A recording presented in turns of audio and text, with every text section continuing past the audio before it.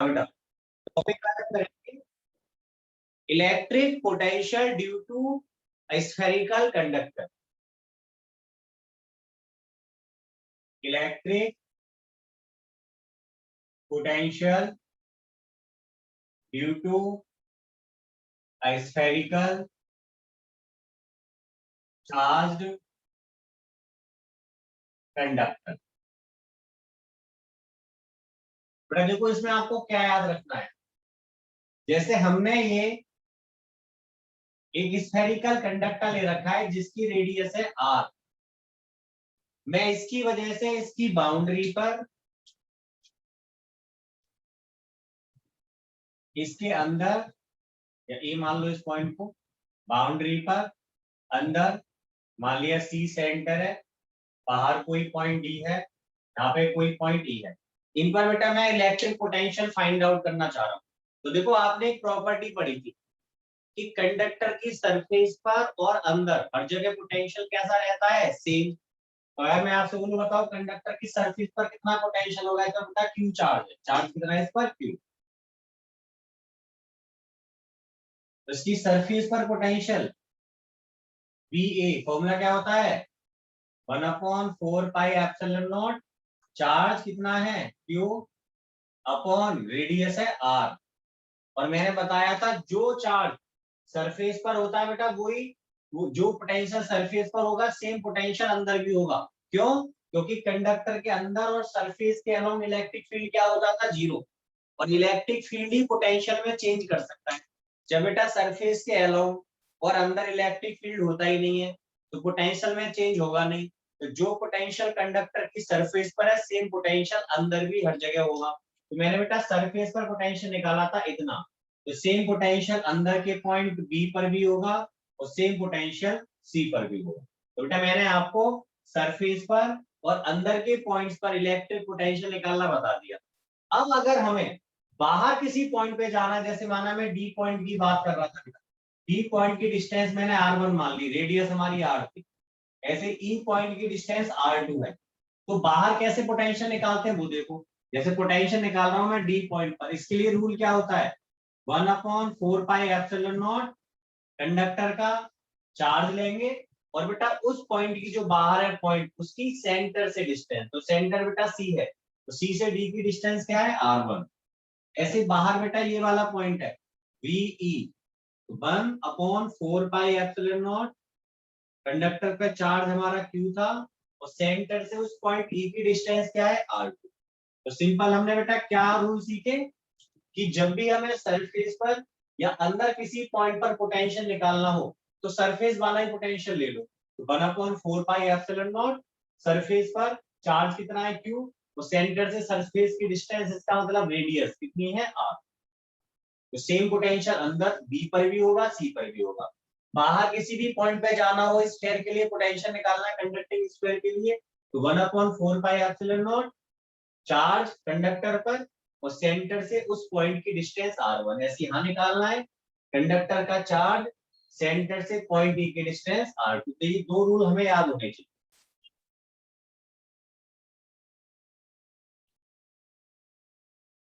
तो अब हम एक क्वेश्चन डिस्कस करते हैं। हमें तीन स्फीयर दिए हैं। First sphere radius R1 charge Q1, second sphere है रेडियस इसकी R2 है चार्ज Q2 है, थर्ड स्फीयर है रेडियस R3 और चार्ज Q3 है। हमें इन तीनों स्फीयर्स पर पोटेंशियल फाइंड आउट करना है। तो क्वेश्चन है find electric potential on spheres 1, 2 and 3। बेटा देखो पोटेंशियल निकालने का रूल क्या है, स्फीयर 1 पर पोटेंशियल किस किस का होगा, खुद का, सेकंड स्फीयर का, थर्ड का। स्फीयर 2 पर पोटेंशियल किसका होगा, खुद का, फर्स्ट स्फीयर का और थर्ड स्फीयर का। स्फीयर थर्ड पर पोटेंशियल किसका होगा, खुद का, फर्स्ट स्फीयर का और सेकंड स्फीयर। ठीक है, तो खुद की वजह से भी है और बाकी की वजह से भी है। तो पहले मैं इलेक्ट्रिक पोटेंशियल निकाल रहा हूं स्फीयर 1 पर। इलेक्ट्रिक पोटेंशियल ऑन स्फीयर 1, तो इसको मैं V1 बोल रहा हूं। तो भाई इस पर पोटेंशियल किसका है, एक तो खुद की वजह से, तो ये बताओ खुद की वजह से कितना पोटेंशियल होगा, 1/4 पाई एप्सिलॉन नॉट। कितना चार्ज है खुद का, Q1। इसकी बेटा सरफेस पे तो निकाल रहे हैं पोटेंशियल, तो कितनी रेडियस है इसकी, R1। खुद की वजह से आ गया।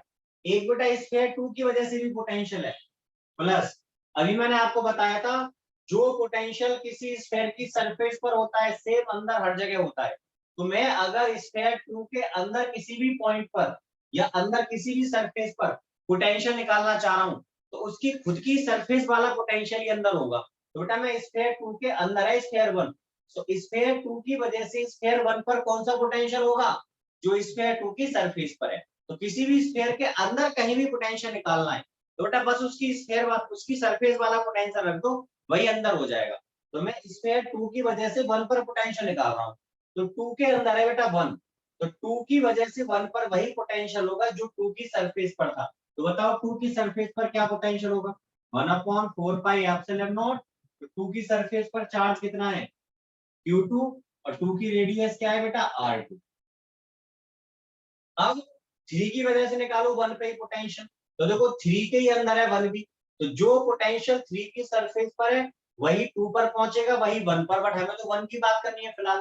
तो 3 की वजह से 1 पर कौन सा पोटेंशियल पहुंचेगा, जो बेटा 3 की सरफेस पर है, क्योंकि 3 के अंदर है। तो किसी भी स्फीयर के अंदर कहीं भी पोटेंशियल निकालना हो तो उसकी सरफेस वाले पोटेंशियल को ले लो। तो मैं 3 की वजह से 1 पर पोटेंशियल निकाल रहा हूँ, 1 3 के अंदर है, तो 3 की सरफेस वाला ही पोटेंशियल लो, तो प्लस 1/4 पाई एप्सिलॉन नॉट। 3 पर चार्ज कितना है, Q3, और 3 की रेडियस क्या थी, R। बेटा इस तरह से स्फीयर 1 पर पोटेंशियल आ गई। अब मैं निकालूंगा स्फीयर 2 पर potential, electric potential on sphere 2। ठीक है, स्फीयर 2, तो बेटा स्फीयर 2 पर कितना पोटेंशियल होगा, स्फीयर 2 पर पोटेंशियल 1 की वजह से है, लेकिन बेटा देखो स्फीयर 2 1 के बाहर है।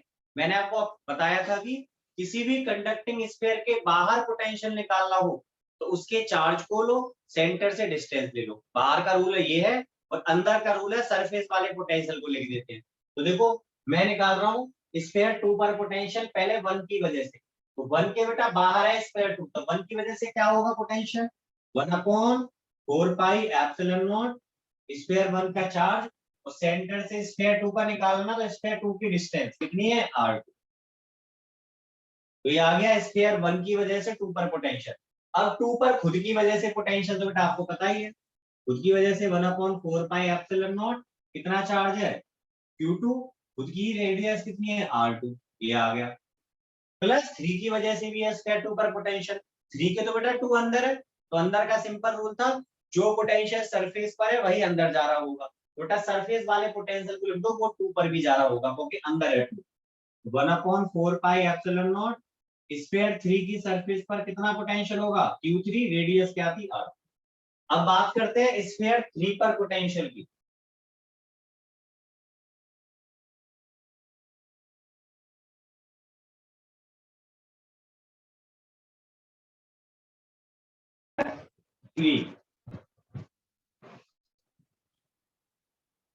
स्फीयर 3 पर बेटा किस किस की वजह से है, स्फीयर 1 की वजह से, 2 की वजह से, और 3 की खुद की वजह से। लेकिन आप देख रहे हो बेटा स्फीयर स्फीयर जो 3 है वो 1 के भी बाहर है और 2 के भी बाहर है, तो क्या रूल है बताओ। पहले मैं स्फीयर 1 की वजह से पोटेंशियल निकाल रहा हूँ, 1/4 पाई एप्सिलॉन नॉट।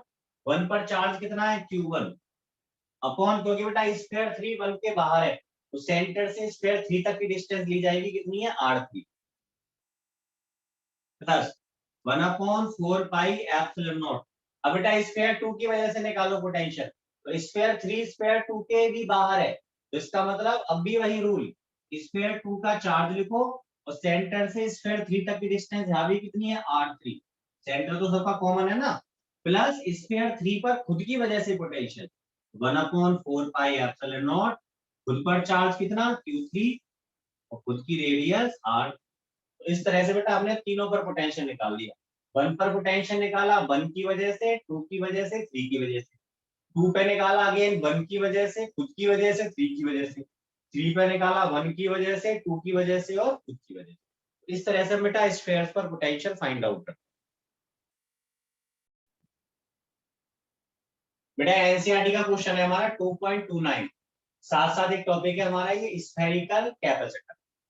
इसमें देखो दो स्फेरिकल प्लेट्स दे रखी हैं। बाहर वाली प्लेट पर पॉजिटिव चार्ज है, अंदर वाली प्लेट पर नेगेटिव है, ये अर्थिड है। बाहर वाले स्फेयर की रेडियस r1 है, अंदर वाली जो स्फेयर है उसकी रेडियस है r2। बीच में बेटा यहाँ पर एयर भरी हुई है, डाइलेक्ट्रिक होता तो K आ जाता, अंदर एयर भरी हुई है। तो आपको इसकी कैपेसिटेंस निकालने के बाद इसकी कैपेसिटेंस कितनी होगी, तो देखो क्या करना है आपको। सिंपल रूल पता था कैपेसिटेंस का, C equal to Q upon V। Q ने चार्ज लेना था, मैं देखो चार्ज हमें पता है Q। V का मतलब दोनों प्लेट्स के बीच पोटेंशियल डिफरेंस, इसका मतलब इस और इस प्लेट के बीच में कितना पोटेंशियल डिफरेंस होगा, वही निकालना बेटा हमारे लिए मेन है। अगर वो मुझे पोटेंशियल डिफरेंस मिल गया तो वही पता पड़ जाएगा कि भाई कि कितनी कैपेसिटेंस होगी। आपको बेटा पोटेंशियल डिफरेंस कैसे मिलेगा इन दोनों प्लेट का, दोनों का पोटेंशियल निकाल दो, माइनस कर दो। तो देखो इसको मैंने मान लिया बेटा 1, इसको मान लिया 2, तो स्फेयर 1 और 2 का पोटेंशियल निकाल लो। दोनों का डिफरेंस ही तो दोनों के बीच का पोटेंशियल डिफरेंस होगा। क्या मतलब है पोटेंशियल डिफरेंस का, दोनों के पोटेंशियल के बीच में डिफरेंस। तो दोनों का पोटेंशियल निकालते हैं, मैंने अभी आपको पोटेंशियल निकालना समझा ही दिया। तो मैं पहले निकाल रहा हूँ पोटेंशियल ऑन लार्जर स्फेयर, बेटा जो लार्जर स्फेयर है, फिर स्मॉलर स्फेयर है जिसकी रेडियस क्या है r2। तो पहले हम निकालते हैं electric potential on sphere of radius r1। इसका तो बेटा बड़े वाले स्फेयर पर कितना पोटेंशियल होगा, तो बड़े वाले पे पोटेंशियल किस किस का है, खुद का है और अंदर वाले स्फेयर का है। तो देखो इसको V1 बोल रहा हूँ, तो बेटा खुद की वजह से कितना पोटेंशियल होगा 1/4πε0। खुद पर चार्ज बेटा कितना चार्ज है इस पर Q, अपॉन रेडियस क्या थी इसकी r1, प्लस अंदर वाले स्फेयर की वजह से पोटेंशियल बेटा, अंदर वाले स्फेयर के तो ये बाहर जा रहा है ना, तो बाहर का रूट क्या होता था, चार्ज लिखते थे सेंटर से बाहर वाले स्फेयर तक की डिस्टेंस। तो बेटा 1/4πε0, इस पर खुद पे चार्ज कितना है माइनस का Q, क्योंकि बेटा मैं बड़े वाले स्फेयर पर निकाल रहा हूँ पोटेंशियल, तो इसके सेंटर से बड़े वाले स्फेयर की डिस्टेंस कितनी है r1, तो यहाँ भी बेटा r1 आया। अब देखो कट के कितना पोटेंशियल आ गया 0। अब मैं लिख रहा हूँ electric potential on sphere of radius r2।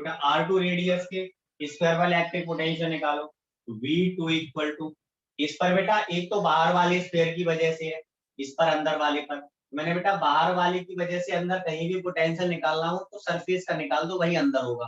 तो बाहर वाले की वजह से अंदर वाले पर कितना पोटेंशियल आया, तो बाहर वाली की सरफेस का पोटेंशियल ले लो 1/4πε0, कितना चार्ज था Q, बेटा बाहर वाले की रेडियस कितनी है r1, प्लस अंदर वाले पर खुद की वजह से, खुद की वजह से आएगा 1/4πε0। खुद पर जो चार्ज है वो माइनस Q है, अपॉन खुद की रेडियस कितनी है r2 है। बेटा हमें ये दोनों पोटेंशियल मिल गए। अब आपसे बोलूं बताओ पोटेंशियल डिफरेंस दोनों में कितना होगा, तो मैं आपसे पूछना चाह रहा हूँ कि भाई दोनों में बड़ा कौन है, तो जरा ध्यान से देखो बेटा यहाँ पे देखो 1/4πε0 Q 1/4πε0 Q दोनों में देखो बराबर है। यहाँ पे मैं लिख रहा हूँ 1/4πε0 और Q, ये बेटा आ गया कॉमन, तो यहाँ से देखो 1/r1 माइनस 1/r2 रहा। अब जरा देखो ध्यान से बेटा नीचे r1 देखो r1 बड़ा है नीचे, ये वाली वैल्यू छोटी, ये वाली वैल्यू बड़ी, बेटा यहाँ पर ये वाली वैल्यू बड़ी है तो उसका मतलब कैसा आएगा ओवरऑल ये नेगेटिव आएगा।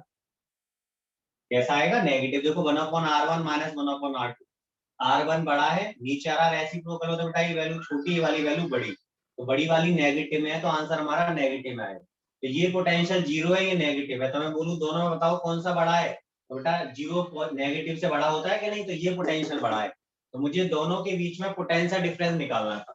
सो पोटेंशियल डिफरेंस, पोटेंशियल डिफरेंस बेटा हमारा जो पोटेंशियल डिफरेंस आया V equal to V1 minus V2, तो बेटा माइनस करते ही इनके साइन बदल दो डायरेक्ट में, तो मुझे डबल मेहनत करनी पड़ेगी। तो V2 के आगे देखो माइनस लग रहा है, माइनस लगते ही R2 हो जाएगा प्लस का, R1 हो जाएगा माइनस का, तो बेटा ये आएगा देखो 0। चलो एक बार देख लो, कोई नहीं, 0 माइनस Q/4πε0, यहाँ से 1/r1 minus 1/r2 equal to बेटा माइनस को मैं अंदर ले जा रहा हूँ, तो q/4πε0 r2 हो जाएगा हमारा प्लस का और r1 हो जाएगा माइनस का, इक्वल टू 1/4πε0 q भी है बेटा। यहाँ पर एलसीएम क्या आ गया, r1 r2 इनटू में जाएगा r1 माइनस r।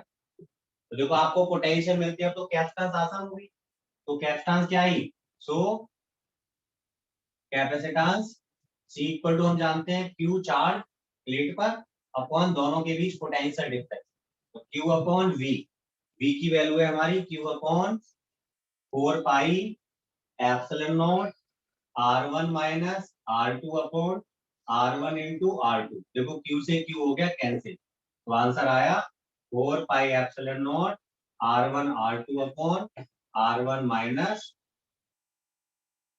R2। ये कैपेसिटेंस निकल कर आई हमारी स्फेरिकल कैपेसिटेंस।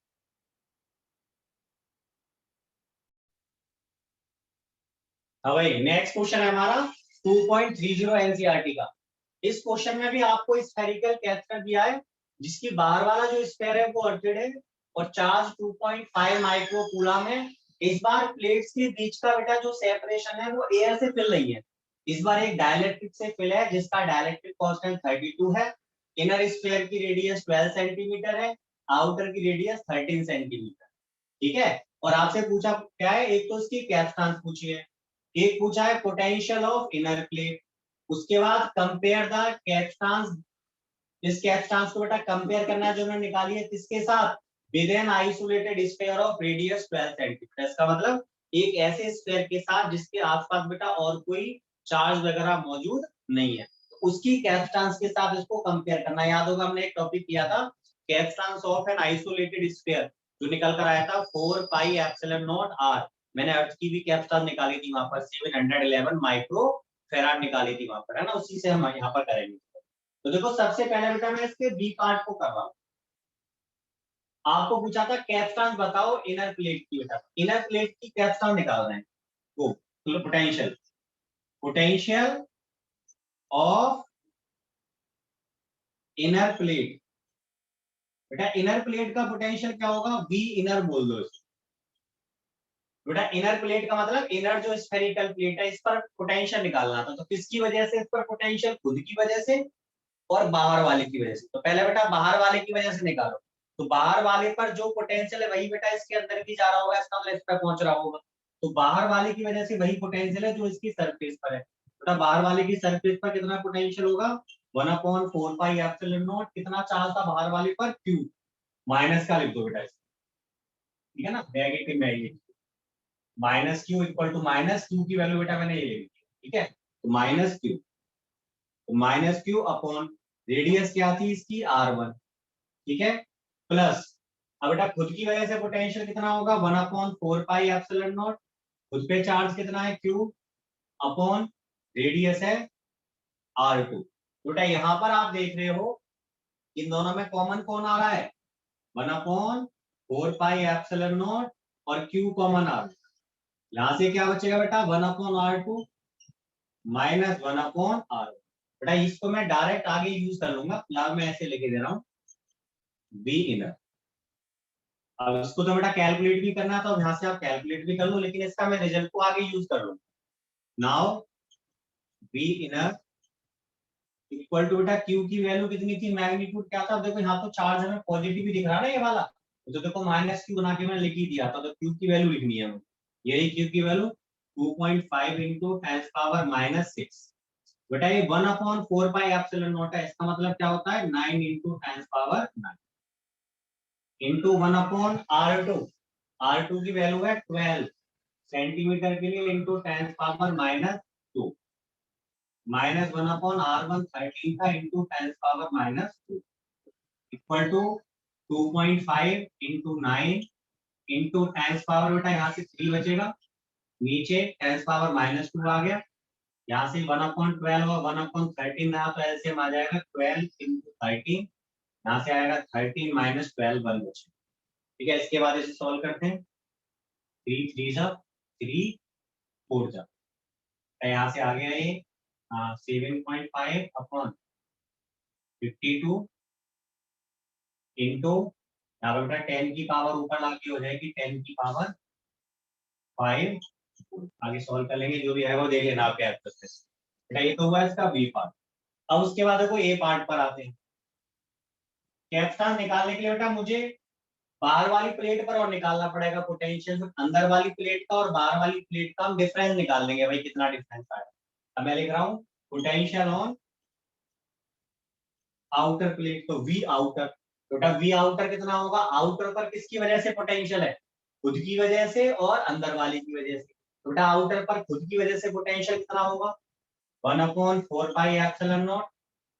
खुद पर चार्ज कितना है -q अपॉन रेडियस क्या थी r1 प्लस अंदर वाली की वजह से पोटेंशियल कितना होगा बेटा, अंदर वाली की वजह से पोटेंशियल वही अपना rule 1/4 pi epsilon not.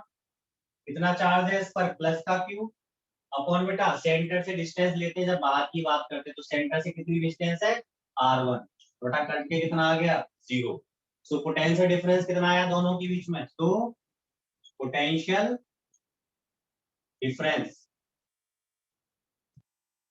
Between plates, बेटा प्लेट्स के बीच में जो पोटेंशियल डिफरेंस आया V इक्वल टू, तो आपको दिख रहा है बेटा अंदर ये पोटेंशियल था पॉजिटिव है ना। अब तो ये देखो अब की बार 1/r2, r2 छोटा है तो रिजल्ट बड़ा है, ये बड़ा है ये छोटा, बेटा प्लस में ही आएगा, पहले माइनस में आ रहा था तो ये 0 है तो पक्का ये बड़ा है। तो बेटा पोटेंशियल डिफरेंस निकल कर आया V inner minus V outer. बेटा V आउटर तो 0 था, जो भी पोटेंशियल है इनर वाला ही होगा बेटा। इनर वाला पोटेंशियल कितना है Q/4 pi epsilon naught 1/r2 minus 1/r।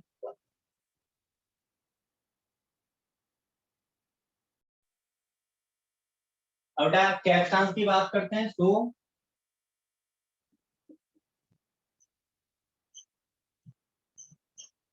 Capacitance of spherical capacitor,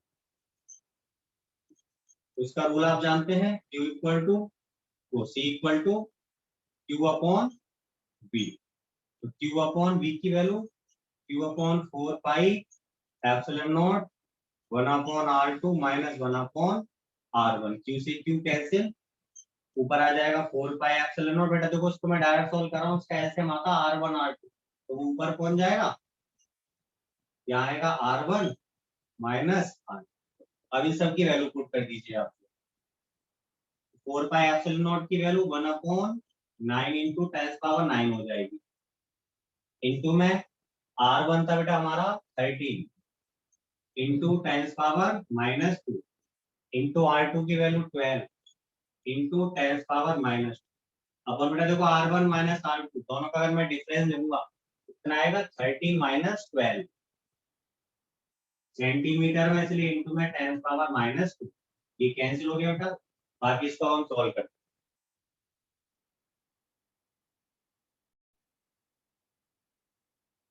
तो बेटा इसको सॉल्व करने पर निकल कर आएगा 173 पिको फैराड। तो ये कैप्शन निकल कर आई इसमें। अब आपसे पूछा था कि इसको कंपेयर करो उस आइसोलेटेड स्फीयर से जिसकी रेडियस 12 सेंटीमीटर। तो बेटा उसकी कैप्शन निकालो, फिर कंपेयर करके देख लेंगे कौन ज्यादा है।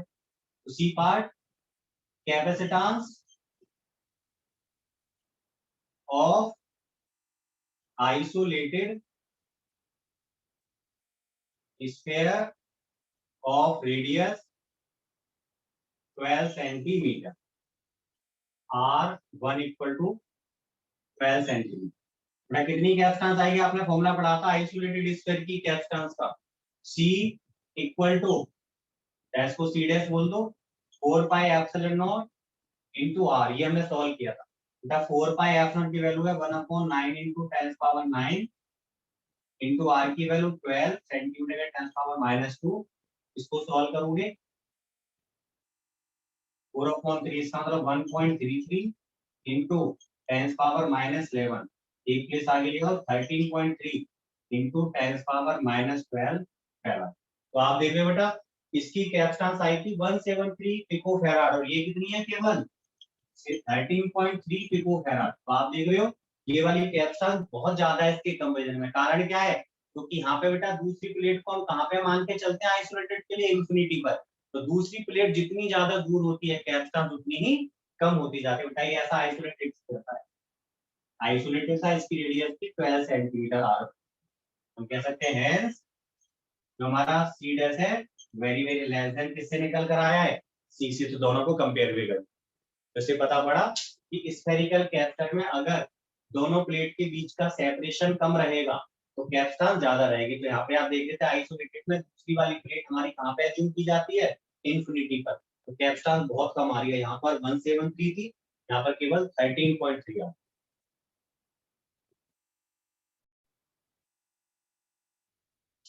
बेटा ये वाली जो कैप्स्टन है एक तरह से हमारी एयर की प्रेजेंस में सी नोट है, लेकिन अगर मैं डायलैक्ट्रिक की बात करता हूँ क्योंकि डायलैक्ट्रिक भी है तो यहाँ पे इसकी 32 टाइम्स हो जाएगी। मैं इस बात को लेके जा रहा हूँ साइड में। तो सी ड्यू टू डायलैक्ट्रिक, तो जो कैप्स्टन आएगी हमारी सी, बोल दो उसको, इसको सी नोट बोल रहा हूँ, तो वो आएगी हमारी के टाइम्स ऑफ सी नोट। इसका मतलब 32 टाइम्स ऑफ 173 पिकोफैराड।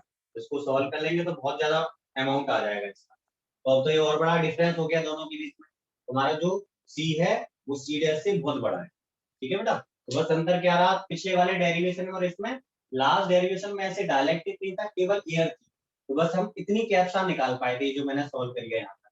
लेकिन डायलैक्ट्रिक की वजह से कैप्स्टन के टाइम्स हो जाएगी, तो के टाइम्स ऑफ सी नॉट। तो सी नॉट हम सॉल्व कर चुके हैं, इससे मल्टीपल कर देना, ये हमारा आंसर।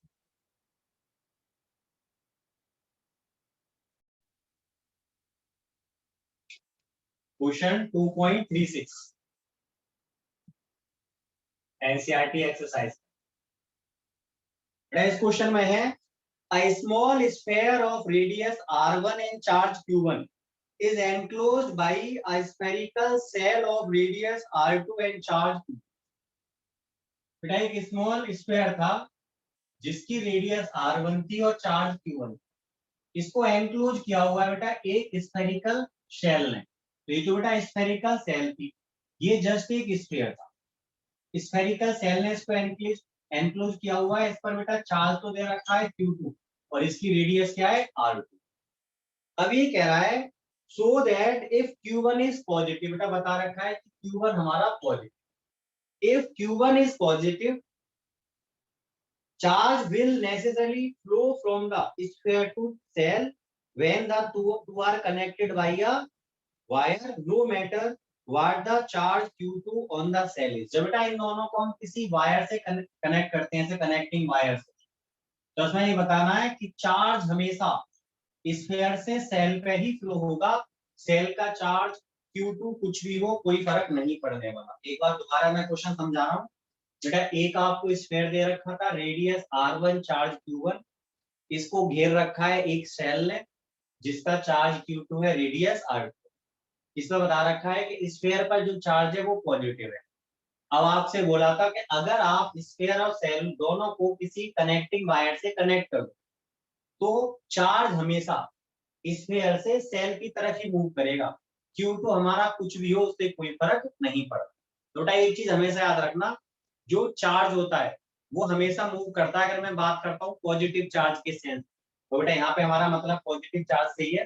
तो पॉजिटिव चार्ज हमेशा कहां से कहां मूव करता है, हमेशा high potential to low potential, और नेगेटिव चार्ज मूव करता है low potential to high potential. बस कहने का मतलब है बेटा चार्ज को फ्लो होने के लिए पोटेंशियल का डिफरेंस होना जरूरी है। अगर दो पॉइंट के बीच बेटा पोटेंशियल डिफरेंस नहीं है तो उनके बीच में कोई चार्ज फ्लो नहीं हो सकता। मान लिया बेटा दो बॉडी, एक ये है और एक ये है, मैं एक से दूसरे पर चार्ज फ्लो कराना चाह रहा हूँ, दोनों को वायर से कनेक्ट करके, बेटा इनके बीच में चार्ज का फ्लो तभी हो सकता है जब इनके बीच में पोटेंशियल का डिफरेंस।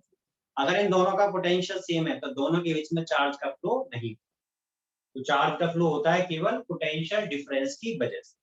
ठीक है बेटा, जैसे हम कहते हैं भाई हमने बैटरी को कनेक्ट कर दिया किसी सर्किट में तो चार्ज फ्लो करता है, करंट करता है, तो क्यों है, तो बेटा उसके दोनों टर्मिनल्स के बीच में पोटेंशियल डिफरेंस आ गया, वही पोटेंशियल डिफरेंस लगातार सर्किट में चार्ज को फ्लो करा रहा है। तो बेटा मुझे बताना है कि हमेशा चार्ज स्फीयर से सेल पर मूव करेगा, इसका मतलब हमेशा स्फीयर का पोटेंशियल सेल से बड़ा होना चाहिए। कोई चार्ज मूव करता है high potential to low potential, जब तक कुछ ना बोले तो हमारा मतलब पॉजिटिव चार्ज से होता है। बेटा ये प्रूफ करने के लिए मुझे स्फीयर का भी पोटेंशियल निकालना पड़ेगा, शेल का भी पोटेंशियल निकालना पड़ेगा, और मुझे दिखाना होगा कि स्फीयर का पोटेंशियल हमेशा सेल के पोटेंशियल से ज्यादा। तो बेटा सॉल्व करते हैं। तो यहाँ पे पहले निकालते हैं इलेक्ट्रिक पोटेंशियल ऑन स्फीयर, बेटा वी स्फीयर।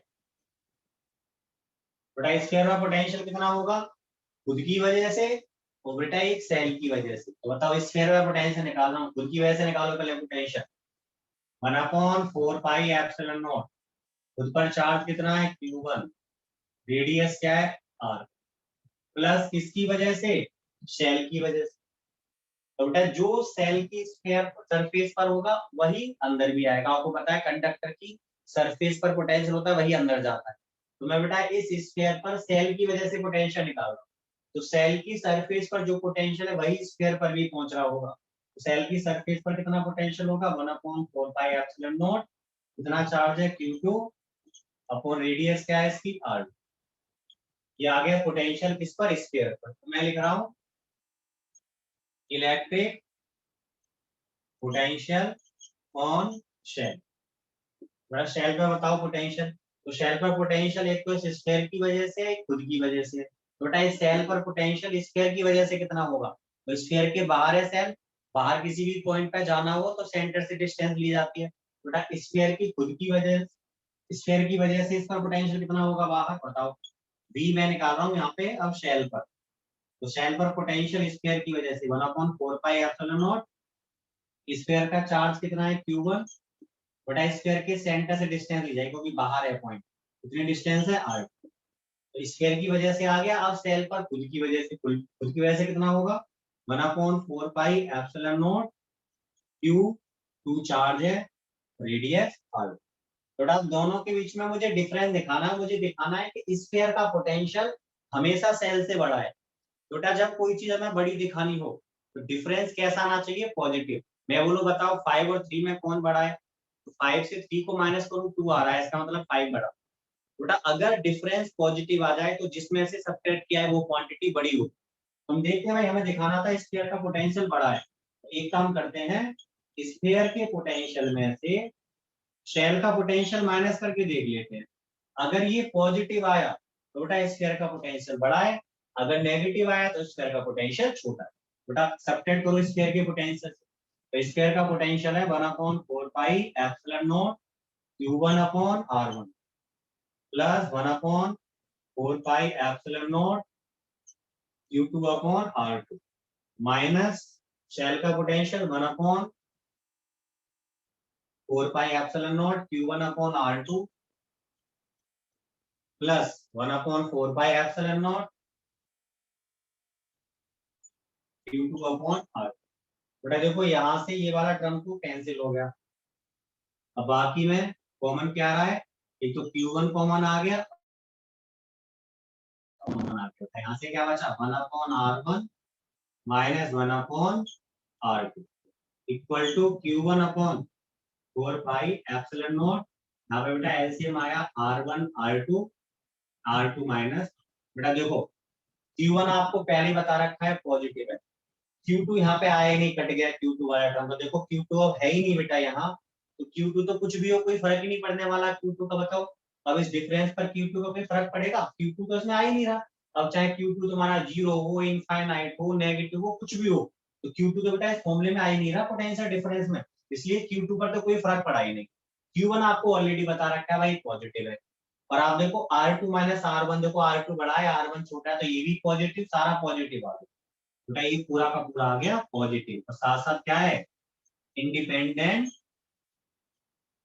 फ्रॉम Q2 बेटा इसमें आ ही नहीं रहा, तो इसका मतलब हमेशा स्फीयर का पोटेंशियल सेल से ज्यादा है हर एक वैल्यू के लिए Q2 की, for each value of Q2, क्योंकि Q2 पर डिपेंड ये कर ही नहीं रहा। इसलिए जब भी हम इन दोनों को वायर से कनेक्ट करेंगे तो हमेशा स्फीयर का पोटेंशियल ज्यादा होने की वजह से चार्ज हमेशा स्फीयर से कहां फ्लो होगा, शेल की तरफ। इस बात को मैं स्टेटमेंट में लिख दे रहा हूं, hence B sphere is greater than B set for each value of Q2 as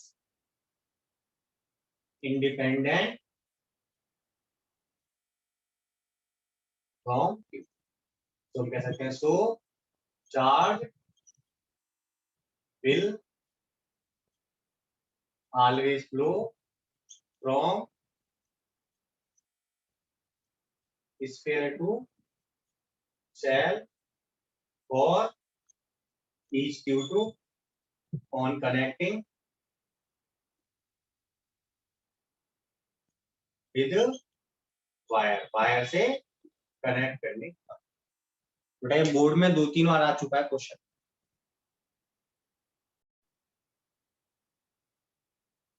बेटा एक और क्वेश्चन डिस्कस करते हैं। आपको बेटा 2 स्फीयर दे रखे थे, चार्ज स्फीयर है दोनों ही। एक की रेडियस r1 है, एक की रेडियस r2 है। दोनों को बेटा हमने किसी वायर से कनेक्ट किया हुआ है।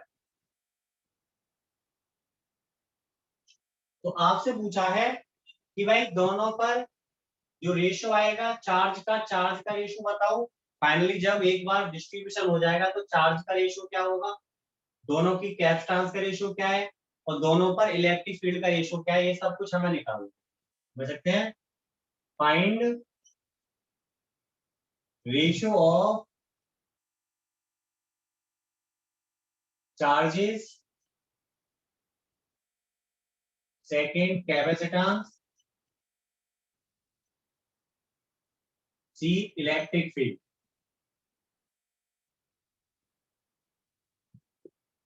On both spheres when after some time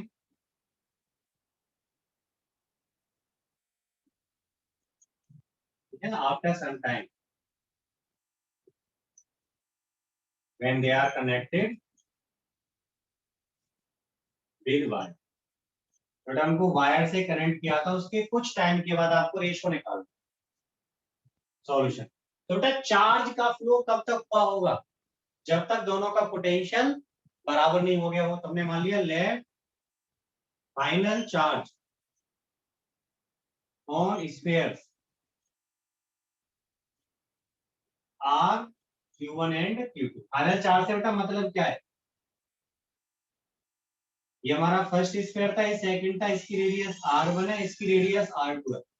इन दोनों को बेटा मैंने वायर से कनेक्ट किया हुआ है। तो मैंने मान लिया इस पर चार्ज Q1 हो गया, फाइनली इस पर चार्ज Q2। तो फाइनल चार्ज का मतलब है चार्ज कब तक फ्लो होगा बेटा एक से दूसरे पर, जब तक दोनों पर पोटेंशियल बराबर नहीं हो गया। मान लिया पोटेंशियल इस पे ज्यादा था, इस पर कम था, तो चार्ज बेटा यहाँ से यहाँ तक फ्लो हुआ होगा। कब तक हुआ होगा, जब तक दोनों का पोटेंशियल इक्वल नहीं हो गया। तो मैंने मान लिया बेटा फाइनली दोनों का पोटेंशियल सेम है, V1 भी V हो गया और V2 भी V हो गया। तो चार्ज कितना हो गया Q1 और Q2। तो हम कह सकते हैं यहाँ पर तो V1 इक्वल टू V2। जैसे मैंने बोला भाई फाइनल चार्ज इतना है, इसका मतलब है अब इसके बाद चार्ज का फ्लो आपस में होगा नहीं, क्योंकि पोटेंशियल कैसे हो गए दोनों के सेम हो चुके हैं पोटेंशियल। यहाँ पे V1 की वैल्यू बेटा 1/4 pi epsilon naught Q1 upon radius R1 plus वो equal to 1/4 pi epsilon naught Q2 upon R2। तो बेटा यहाँ पर ये कैंसिल हो गए दोनों। तो बताओ चार्ज का रेशियो क्या आया Q1 अपॉन Q2, तो वो होगा R1 अपॉन R2। हमारा आंसर बेटा यहाँ से आ रहा है। ठीक है, बी पार्ट की बात करेंगे बेटा, कैपेसिटेंस का रेशियो निकालना है। C1 अपॉन C2 तो आपने देखा था एक तरह से बेटा ये स्पेयर्स है, तो पहले की कैपेसिटेंस क्या होगी 4 pi epsilon not radius R1 है अपॉन दूसरे की capacitance 4 pi epsilon not radius R2। बेटा कट के आ गया R1 अपॉन R2। तो वही रेशियो कैपेसिटेंस में होगा जो बेटा इनकी रेडियस का रेशियो है।